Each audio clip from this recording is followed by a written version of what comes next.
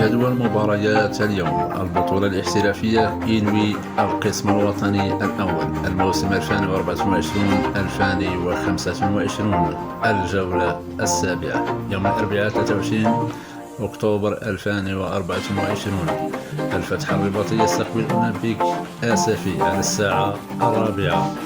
النادي المكناسي يستقبل الوداد الرياضي على الساعة 4. نهضة بركان يستضيف شباب السوالم الرياضي على الساعة 6.